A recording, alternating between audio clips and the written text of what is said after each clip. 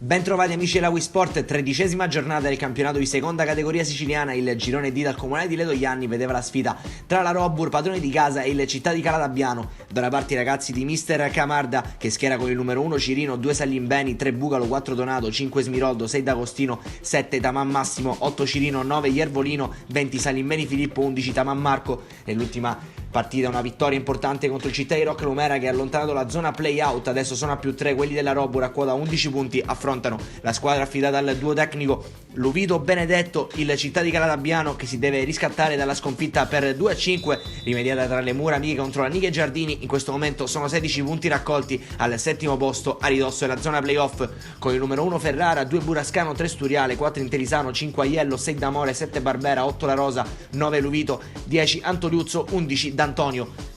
Possiamo partire a raccontarvi del primo tempo in maglia azzurra inserti verdi. Il Città di Calatabbiano che batte il primo pallone, attaccherà da sinistra verso destra, maglia bianca e pantaloncini neri invece per la Robur Letojanni, che ha subito una buona occasione per rendersi pericolosa. Sono passati 8 minuti, il pallone sulla destra viene lanciato verso Iervolino, che viene favorito dall'errore grossolano da parte di Intelisano, che lo libera a tu per tu con il portiere Ferrara. Non sbaglia il numero 9 di Mister Camarda ed è 1-0 per la Robur Letojanni dopo 8 minuti.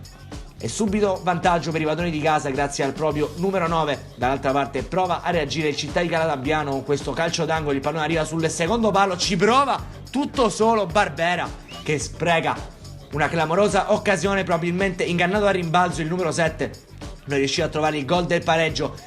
Pressa alto però il Calatabbiano, che adesso ha una buona occasione, viene lanciato in verticale Luvito, che si allarga sulla destra, da uno sguardo in mezzo prova a mettere il pallone dentro, anticipato il compagno poco prima che potesse concludere l'azione, però prosegue ancora una volta il Calatabbiano in avanti. C'è la conclusione in area di rigore, viene steso così un giocatore del Calatabbiano. L'intervento da parte di Donato non viene però sanzionato dal direttore di gara. Ancora in avanti gli ospiti con il tentativo dalla lunga distanza provato dal numero 6 D'Amore, che sfiora la traversa. Adesso vicino al pareggio Città di Calatabbiano, ancora una volta il pallone dentro, dall'out mancino ci ha provato Barbera. Il pallone però viene deviato da Cirino in calcio d'angolo, calcio di punizione per Salimbeni. In chiusura di primo tempo il pallone viene messo dentro, c'è una parapiglia in area di rigore, alla fine la palla va a varcare la linea. Non è chiaro di chi sia l'ultimo tocco, molto probabilmente si tratta di autogol al minuto 44 e 2-0 Robur Letojanni con questo fortunoso calcio di punizione da parte di Salimbeni. Infatti di lì a poco arriva il duplice fischio del direttore di gara e 2-0 per la Robur contro il Città di Calatabbiano. Dovrà fare qualcosa in più la squadra del duo tecnico Luvito Benedetto per cercare di rialzare la testa nella seconda frazione. Partiamo il racconto del secondo tempo, che si apre subito un'occasione per il Calatabbiano, calcio d'angolo sul primo palo, svetta Luvito ed è il gol che porta ad accorciare le distanze agli ospiti. È l'1-2 del numero 9, che al minuto 46, praticamente immediato dopo l'inizio del secondo tempo, il gol dell'1-2 del Calatabbiano. Primo cambio, entra Stanley per Barbera negli ospiti, che attaccano nuovamente proprio con Stanley, che recupera il pallone. C'è un'azione offensiva, il pallone di Antoliuzzo in area di rigore, prova a cercare spazio, scarica indietro ancora Mestalle, che becca la traversa, il pallone arriva a Luvito, che salta l'avversario, ci prova con il mancino Luvito ed è 2-2. Adesso si porta al pareggio il Calatabbiano, però che impatto da parte del numero 13 Stanley sulla partita, traversa clamorosa. Per fortuna però sul secondo palo c'era Luvito, che trova la doppietta personale, il gol del 2-2 per il numero 9. Non perde il vizio il lupo.